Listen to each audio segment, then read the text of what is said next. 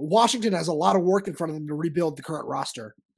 You are Locked On Huskies, your daily podcast on the Washington Huskies, part of the Locked On Podcast Network, your team every day.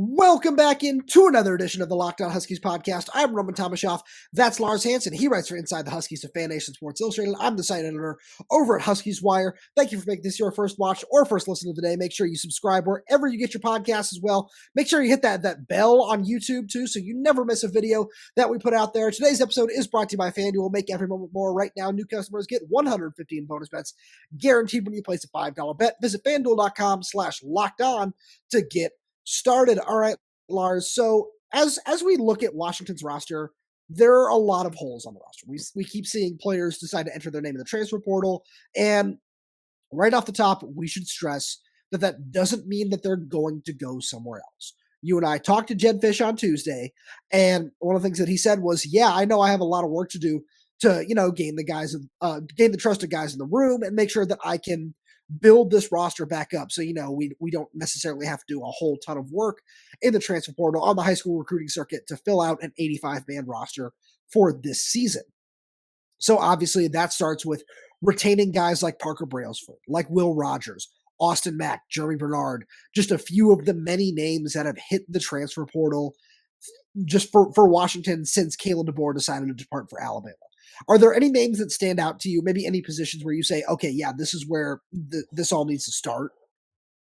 I definitely think on both sides of the ball, you're probably looking, I would say, really in the secondary and in the offensive line, right? And that's because those are the two key ones, at least from a numbers perspective, of where you're going to be thinnest. Now, I know you're pretty much going to be thin across the board, right? But overall, I'm looking at the defensive line, like the Parker brothers haven't hit the portal. You haven't seen, Zach Durfee hit the portal again, right? There's a few guys where it's like, again, it's not a great going into the spring ball, but at least you have numbers that you can roll with and go with.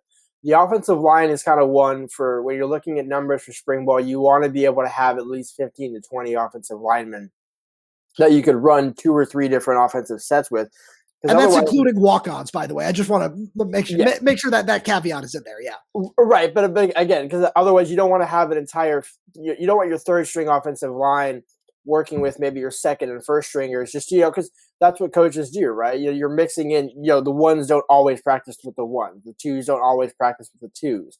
And especially when you have a new coach coming in, seeing and trying to evaluate the talent, usually you're mixing that talent up with, like Will Rogers working with Landon Hatchett or with a freshman or with, because you want to get all those guys experience playing with each other.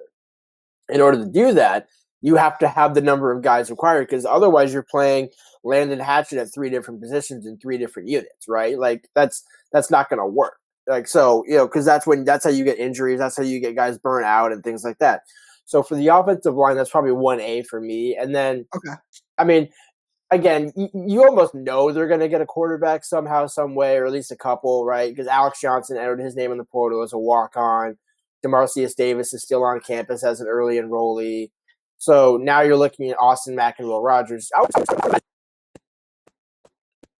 to get another quarterback. And so there's a lot that's going to change, but I think those would be the 2 positions that I would start with. So I would agree with you there. And then outside of that, I think, and these are all positions we're going to talk about a little bit later on in the show. Love this fire alarm going on in the background. Hopefully we're able to, do some editing with that. That's always fun. But I think that outside of that, you talked a little bit about defensive back. I'm really curious. We saw Vincent Holmes enter his name in the portal, so a 4-star safety that I know you and I are both really high on when he was coming out of high school in California. But outside of that, I feel really good about where the team is at cornerback. And then we'll talk about some additions that can still be made there. But I think that there's a lot of promise among some of those guys that are going to be redshirt freshmen that were part of the class of 2023 that could be asked to make a big jump. And, we'll see what that looks like. But then outside of that, it's getting Jeremy Bernard back at wide receiver. And then exactly what you said, of course, is the offensive line, because you and I expected both Troy Fautano and Roger Rosengarten to enter his name in the NFL draft. And then we look on the interior of the line, Parker Brailsford at center. That's the biggest loss, and that's no slight to Nate Kalepo or Julius Buelow, but that's a guy that, was a freshman All-American, was playing at just such a high caliber that you really want to make sure you can find a way to get him back. And then we look at Nate Kalepo, Julius Buelow, two very key parts of this, and then Garrett Hatchett as well, who also entered his name in the portal. If you can find a way to get, say, two of those three guys back on the roster for next season, that would go a long way towards, and one guy that we haven't discussed in this situation is Drew Azzopardi, the San Diego State transfer offensive lineman, who hasn't really indicated that he's going to be going anywhere else at this time, but that's a guy that, you still want to keep an eye on, where right now he's going to be one of the anchors of this group. And you just hope that you can find a couple other veteran offensive linemen any way that you possibly can to help round out this group. And as you said before we hit record, so it doesn't look like Colorado's offensive line next year. Right, exactly. And I think that's where, leading into the next set, we're not going to get there right now, but in the next segment, we're going to talk about how some of these, yes, to a degree, again, of the three that you mentioned, no disrespect to the other two, but you probably take back Parker Brailsford and maybe Garrett Hatchett just because of his versatility, right? We've kind of seen that he can play a number of different positions. And I believe Landon has not entered the portal. Landon has not entered the portal. It's also, I think we're safe to say this at this point, because there are pictures from media day and everything. Landon is dealing with a knee injury, and I'm sure that a lot of his status, even going into the fall, is going to be uncertain from the severity of that injury that I think both you and I have heard. Right, exactly. So I would be surprised if he were entering the portal. And so I could see Garrett, at least exploring his options, taking visits or whatever. But that does then open up spots for those same offensive linemen to come up from Arizona with Jedd Fisch, which I mentioned on the other podcast a couple of days ago, where you look at Arizona's offensive line, it's like, hey, I know everybody up here likes Nate Kalepo, former Radiator Beach kid, Julius Buelow, former 4-star, but never really became the 4-star that people thought he was. At least I think we're being honest, kind of. And that's not a slight to him, just for various reasons, injuries, things like that. You can kind of see him maybe like filling in at tackle, like moving forward. But there are a lot of questions. I think that Julius especially did a really good job filling in as a pass protecting guard, and he did a lot of great things this year. But there's still areas that he and he's the first person to tell you that he knows he needs to improve on. And if you're able to get him out, maybe you can have him play right tackle, move Drew Azzopardi over to left tackle, and kind of build from there, where that's not too bad. And another guy we haven't really talked about on the interior of the offensive line is Guard Memelar, who is somebody I know both you and I are really high on, and he could end up having a major role on this team kind of going forward as he recovers from an injury that he suffered in fall camp of this past year. Right, exactly. And then you think about Jalen Clem, all those other second string the freshman offensive lineman, Elijah Jaquette, those guys. So I would imagine those guys will probably stick around at least through the spring, just to kind of work with the staff. And then if they're like, oh, hey, well, I'm not getting any looks on this staff and we have no bodies, then yeah, maybe I should hit the portal, right? So that I think is going to be where you're going to see more of the additions, because again, as we open this segment, there's a decent amount of high school players available, but when you look at it, I mean, how many of them really? I mean, I believe Braden Dorman decommitted from Arizona, right, or opened things back up. So there's a number of players that you're looking at with Arizona's class that, okay, maybe again. There's ways in which you can kind of make this work. And also, it's worth noting with new coaching staffs, there are guys that they had on their radar that Kalen didn't have on his radar that could be mid-year enrollees or early, March, spring enrollees as well. So there's always names that'll come up out of nowhere that we're like, oh, hey, this is a new name on the radar. And it's like, well, yeah, that's kind of the beauty of having a new coaching staff, is you kind of get a fresh set of eyes. So I definitely agree with you there. And so let's stop real quick. And because we're going to transition into who could be coming up from Arizona. We've seen a couple of names hit the portal. There are a couple other names that we've heard that are rumored. And then, of course, they're the big guys, Noah Fifita, Tetairoa McMillan. And we're going to take a quick break on Locked On Huskies, then we're getting into all those names. And we're going to give a shout out to our friends over at eBay Motors. Passion, drive, and patience. What brings home the winning trophy is also what keeps your ride or die alive. eBay Motors has everything you need to maintain your vehicle and level it up to peak performance, from superchargers, roof racks, exhaust kits, LED headlights, and more. Whether you're into speed, power, or style, eBay Motors has got you covered. With over 122 million parts for your number one ride or die, you'll always find exactly what you're looking for. And with eBay Guaranteed Fit, your part is guaranteed to fit your ride every time or your money back. Because with eBay Motors, you're burning rubber, not cash. With all the parts you need at the prices you want, it's easy to turn your car into the MVP and bring home that win. Keep your ride or die alive at ebaymotors.com. Eligible items only. Exclusions apply. eBay Guaranteed Fit is only available to U.S. customers. And before we move on, we're also giving a shout out to our good friends over at LinkedIn. At the start of the new year, every small business owner is asking themselves the same question. What's the one move I can make that'll take my business to the next level in 2024? LinkedIn Jobs knows that your success all depends on the team you surround yourself with. That's why LinkedIn Jobs has created the tools to help find the right professionals for your team faster and for free. LinkedIn isn't just another job board. LinkedIn has a vast network of more than 1 billion professionals, which makes it the best place to hire. Hiring is easy when they have that many quality candidates. So easy, in fact, that 86% of small businesses get a qualified candidate within 24 hours. That's why small businesses rate LinkedIn Jobs number one, delivering quality hires versus leading competitors. LinkedIn also knows that small businesses are wearing so many hats and might not have the time or resources to hire. And thankfully, with LinkedIn, the process is intuitive, quick, and easy. Post your job for free at linkedin.com/LockedOnCollege. That's linkedin.com/LockedOnCollege to post your job for free. Terms and conditions apply. So let's start right away with the big names, and that would be Noah Fifita and Tetairoa McMillan, the quarterback and Arizona's top wide receiver. So when we look at those two guys, they went on their podcast that they have the other day, and they talked about Jedd Fisch's meeting. They talked about the culture that he had developed there, and one thing that they didn't necessarily, because there are a lot of people saying, "Oh, well, they're going to stay in Arizona." That's still very possible, but it doesn't, from the comments they made on their show and just on with social media, it doesn't feel like that they have definitively said one way or the other, this is our plan, this is what we're doing. Obviously, if they do decide to consider the transfer portal, it would be probably the overwhelming favorite that they would head to Washington. So those are the top two guys where there's still a lot that's left to be, found out about what their plans might be. So let's talk about a couple of guys who have entered the portal first.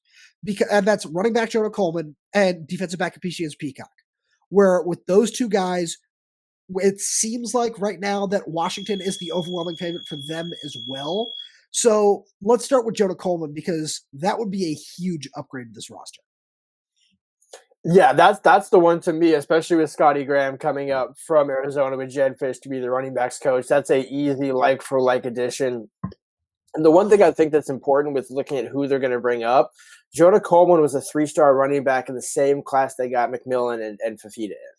Yeah. So that shows that not only can they find guys that are maybe under the radar or the classic 3-star that you develop up, right? Sure. That gives credence to exactly why Jedd Fisch wants to build through high school.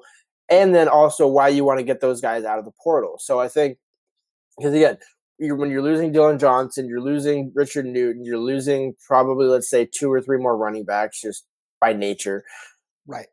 Jonah Coleman with Cam Davis is going to be essential because Cam Davis will be healthy in the spring. Yeah, and so I think having Jonah Coleman with Cam Davis, because again, no matter how healthy Cam Davis is or whatever he can provide, we saw in 2022 that he can be a very effective back, but coming off an injury, you don't want him being able to just be the only one carrying the load. So, and honestly, that's kind of why I know we're trying to not talk about DeBoer staff, but that's why they brought in Dillon Johnson, was to have that 1-2 punch. So now you get an even better 1-2 punch of somebody with Cam Davis and Jonah Coleman, who both, I believe, had over 10 touchdowns in a season, right? I can believe maybe Coleman's wrong on that, but Coleman certainly has Coleman that had potential. Over 10 this past year, yeah. I know he didn't have 1,000 yards, but it's one of those where as a lead back, he would easily get that. And as we've seen in college football, you can have a great quarterback, you can have some great wide receivers. If you can't run the ball, you ain't going to win. Look at the national championship game. Michigan says hello. And here's the thing.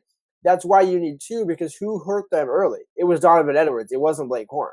So you need that Blake Corum, Jonah Coleman, Cam Davis sort of punch to where whether you got to figure out your quarterback or whether you got to add some more wide receivers, You need to be able to establish the run just so you can maintain the ball.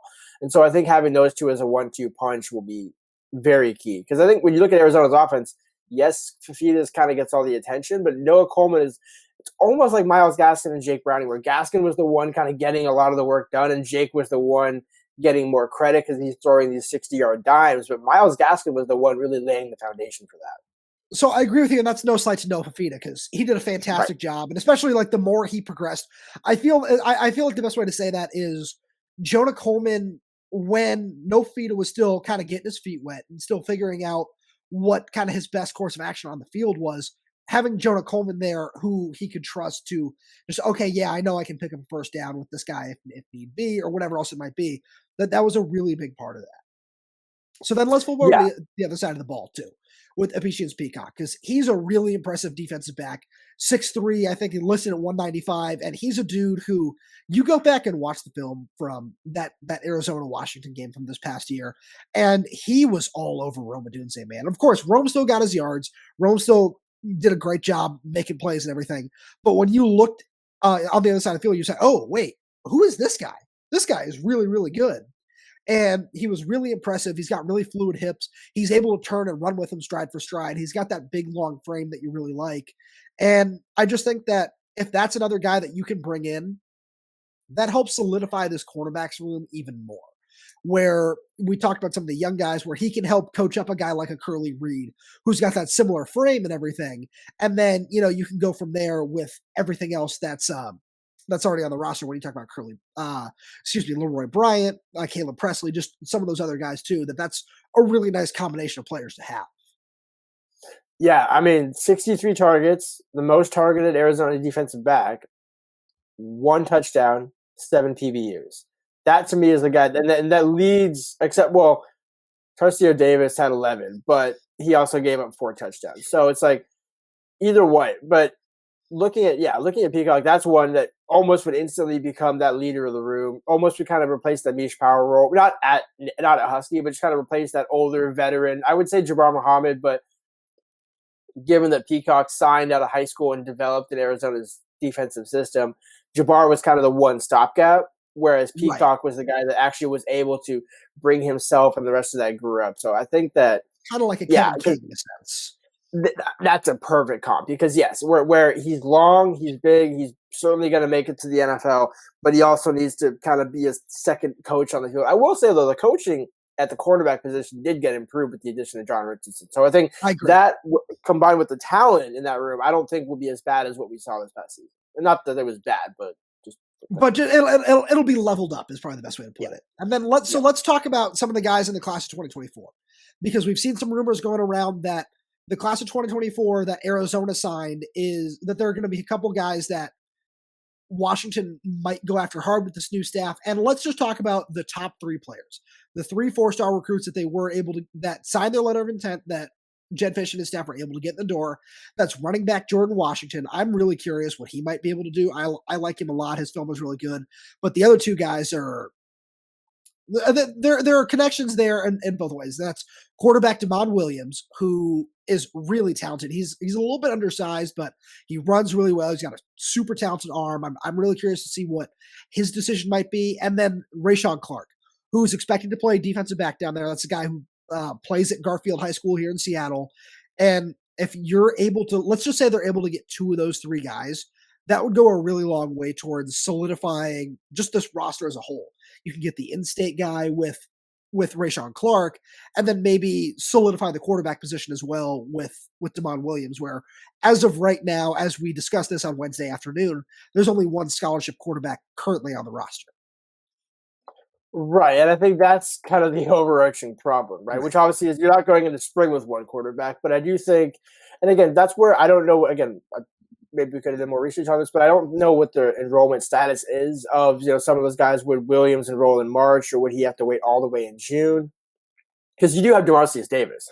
So like that is your, if you're bringing in if you're keeping your early 2024 signee and then bringing in another one, is he going to feel like, oh, well, this staff doesn't want me? But I know DeMarcius is going to want to prove himself. So that I have no doubt about. I know he'll probably stay around at least for a year or 2 just to, give himself a chance. But I mean, honestly, if you look at the rest of this class, give me the wide receiver out of Brophy, or not Brophy, Dylan Tapley, 6'4", 205 out of Desert Mountain. That's the other one. So I think there's some other ones where, especially, when you're looking at the receiver position, Tayshawn Lyons left. I know Rashid and Keith are still there. So I think, adding in a couple of younger receivers, that would be another one. And the thing also to consider in all of this, and I know this is not exactly about this, but Noah Carter is also a former Arizona player. And so is Keona Wilhite. So there's and that's another one. So there's a number of guys where I think maybe, Jedd Fisch might circle the wagon, so to speak, to use his phrase. Sure. On a few guys from the state of Arizona, just in general, whether they were committed to Arizona or not. Another guy whose film I'm curious about, and maybe if they like him would be a good fit for Washington. What they need is linebacker Stacey Bay, where I know he's listed as an athlete. I think he's going to end up playing linebacker at the next level. Where I really liked his film a lot coming out of Rancho Cucamonga, and a guy like that would be a really great fit. Where there are some, especially after Ethan Barr decided to enter the transfer portal, the transfer from Vanderbilt, that there are some questions at linebacker. I don't know if he's a come in and play right away kind of guy, but that's somebody who I'm really curious about. I like his film, and I think he'd be good in the system. So, Lars, we're going to switch gears here a little bit because we just talked about some guys that would fit well on the roster, but what's it going to look like when we get to the spring? And we're going to send a message to our good friends over at FanDuel first, because the NFL regular season is wrapping up, but there's still time to get in on the action with FanDuel, America's #1 sportsbook. Right now, new customers get $150 in bonus bets guaranteed when you place a $5 bet. That's $150 in bonus bets, win or lose. The app is so easy to use. There's so many different ways to bet, like live same-game parlays. You can find bets in the new Explore tab. You can make a parlay in the Parlay Hub, the best way to find popular parlays and more. So visit FanDuel.com/lockedon and make your first bet a layup. FanDuel is an official partner of the NFL. So there's a lot going on with the roster, obviously, as we just discussed. But one thing that we're really curious about is what's the roster going to look like by the time spring football rolls around. And one of the reasons I wanted to kind of address this off the top is Jedd Fisch talked about the way he likes to build and develop a roster where he compared high school recruiting to the NFL draft and the transfer portal to free agency. Now, I put a tweet out there about that, and I got a little bit of pushback when people were saying, oh, well, that sounds like a Dabo Swinney doesn't want to use the transfer portal comment. And so I wanted to just kind of clear that up, where that's not what this is, where you build the majority of your roster. You find your cornerstones through the NFL draft, through high school recruiting. And then you find stopgaps that help out really well, where, as much as we love Michael Penix, Dillon Johnson, Jabbar Muhammad, those guys were the stopgaps. Where if you look at what the core of Washington's roster was, it was Troy Fautano and Roger Rosengarten, who were high school recruits. It was Rome Odunze and Jalen McMillan, high school recruits. Bralen Trice and Zion Tupuola-Fatui, high school recruits. Same thing with Tuli Gasanoa, Edefwani Ulofoshio. It's the same exact thing. Where it's, in a sense, we drafted these guys, and then we bring in a Jabbar Muhammad, we bring in a Michael Penix, a Dillon Johnson, and that's what takes us over the top. So Jedd Fisch is going to utilize the transfer portal. We know this. But the question is he going to do that all right now? Or is he going to wait until after the spring? Because, Lars, I think we share the same take here. I wouldn't even be surprised if we don't see a full 85-man roster by the time spring football rolls around, and there are going to be, let's just call it 5 or 10 spots that are still open that he's going to utilize in the spring period of the transfer portal. Yeah, and I think, but it might sound bad, but at 5 to 10 out of 85, you're looking at 70 to 75, right? Like that's fine, right? Or 75 to 80, right? That's fine, because again, that means you at least have a majority of your roster. You don't want to get into a situation where you're almost like on probation, right? Where you got like 50 or 60 players, right? Because then you're kind of really starting to hurt. Even if you have 20 walk-ons, that's not going to look pretty. So, right. I think they would be wise to, at least leave 5 to 7 spots open. And then also you have to imagine after spring ball, some of the other guys that were from the holdover staff will now, go through spring ball and say, okay, maybe I don't want to stay here. Maybe I want to go see what else is out there. because again, if these new coaches come in and say, "Ooh, yeah, these guys can't play," which I'm not saying that that's the case, but I'm just saying, like, when the new staff comes in and says, "Oh, yeah, he's not really a good fit for our scheme," then you go and say, "Okay, well, now I'll enter the portal after the spring," and that opens up another spot, right? And then you got to come in with fall camp. And I will say, to your point about developing players, there also is a unique twist to how Fisch has used the portal, right? Even when he was at Arizona in this past class, he brought in a transfer from Northwestern who was a redshirt freshman, hadn't even played at Northwestern, former Arizona player. So they're also just getting guys that, hey, we didn't sign you out of Arizona, let's bring you back, right? Like, we didn't sign you out of Washington, let's bring you back. So, like, that way, and then you can still develop those guys 2-3 years down the road. Gunnar Maldonado is another one, where he was a safety from Northwestern 2 years ago, transferred in, and then now is one of the leading players on that defense this past season. So it's not like they're just saying, hey, we're going to bring in a 1-year safety, a 1-year safety, a 1-year safety. No, if we're going to get you out of the portal, we also want to develop you. We preferably don't want a stopgap.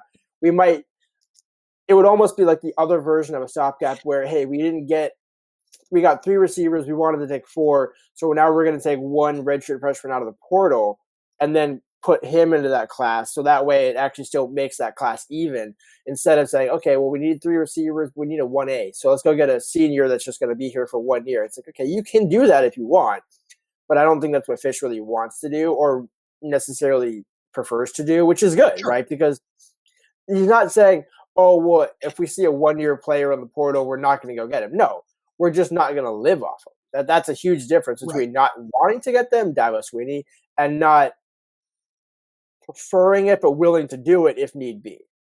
So I like your point, and I like where you're headed, because this was something that you and I kind of discussed a little bit while Kalen DeBoer and his staff were still here, because even let's take the whole transfer portal out of the equation for right now, just for a second, because we can look at just what the roster looked like with everybody that was declaring for the draft. Dillon Johnson, Rome Odunze, Troy Fautano, Roger Rosengarten. The list goes on and on and on of guys that declared for the draft. And then we looked at the recruiting class, and then we looked at who they had brought in from the transfer portal so far. And it wasn't done. There's still work that can be done, as we just discussed. But it was just, when we looked at it, is this sustainable? There were questions about it, and that might feel like revisionist history with some of the comments that I know we've made, but it was still a fair question that we were asking, where we kept saying, all right, well, let's see how the 2025 recruiting class plays out, and then we can see more of what the strategy was going to look like. But it never felt like that emphasis was placed as heavily by DeBoer's staff as it was just from Jedd Fisch's opening comments, in terms of going after the high school ranks and doing certain things there, compared to, just where we are now. Right. And I, as you mentioned that, it is kind of funny to think back, like Jedd mentioned, we talk about the maniacal recruiting, all that. Yeah. I think that's just the overall tone difference. Whereas I know DeBoer talked about recruiting, like, we would ask him, like, hey, like, how much does this help recruiting? Like, I remember asking him when he playing in the Sugar Bowl, how much do you think that's going to help your Southern recruiting efforts? He's like, well, it won't hurt, obviously, right? I haven't thought about it, but it won't hurt, obviously. It's like, well, okay, good on you. But, like, you haven't thought about it? Like, that, I think, and again, I know we can say it's revisionist history, but the more you kind of think back to that last month and a half under DeBoer, it's like, man, there was a lot of red flags flying about the longevity of this thing. So I think Jedd Fisch has basically gone the opposite way with that, which is ironic because they both share a similar track record of shortstop. Sure.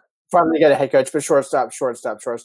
Where Jedd, I think, at least didn't he leaned into it in the sense of, hey, I'm not going to say how long I'm going to be here, but I'm going to use this philosophy while I am here, so it'll be more sustainable for the long term, so I can stay longer. Not just, hey, I'm going to go get my guy out of the portal, resurrect his career, and then dip out. Sure. No, I see where you're going with that, and so because I especially like that you brought up, not staying for a long time, where it's just finding a model of sustainability. Yep. And from the early returns, and I feel like this is going to be a good place to wrap this up, but especially when we look at some of the early returns from how quickly a bunch of guys at Washington entered the portal versus how it was done in Arizona, there's a lot of time left. This is by no means final, but the way that both of those have been built up, it's just very interesting to see how willing some of the Arizona guys are to wait this out. They're saying, oh, well, we'll stay around for Johnny Nansen. We'll stay around for this. We'll stay around for that. Where a lot of the younger guys, a lot of the, just non-starters, non-big names, and even some of the starters like Nate Kalepo, Parker Brailsford, Julius Buelow, even with some of those guys who's like, yeah, no, I'm interested in entering my name in the portal and seeing what might be out there for me. It's just interesting to see the way that those two things have developed, where it almost feels like what Jedd Fisch did at Arizona with developing some of these lesser ranked recruiting classes has almost looked more sustainable. We're not saying that one way is better than the other. We're just saying that from what we can see right now, it almost looks like that model that he built down there is a little bit more sustainable. Lars, as always, thank you so much for being here. Thank you to all the everydayers tuning in. We really do appreciate your support. And just remember, wherever you get this podcast, we're going to be updating with so much more new content over the next couple of weeks. We're hoping to get a couple of special guests on. We'll see who we might be able to, drum up for you guys. So make sure you stick around for that. The best way to do that is subscribe wherever you get your podcast, whether that's YouTube, Spotify, Apple Music, Amazon Music. Remember, when you're here on YouTube, to hit that bell, that notifications bell, so you can never miss a video that we're putting out there. Make sure you like the video. Leave us a comment down below. And if you're audio only, to leave us a 5-star review. It all really helps the show out a lot. We really do appreciate it all. Thank you so much for tuning in, and we will talk to you on Friday.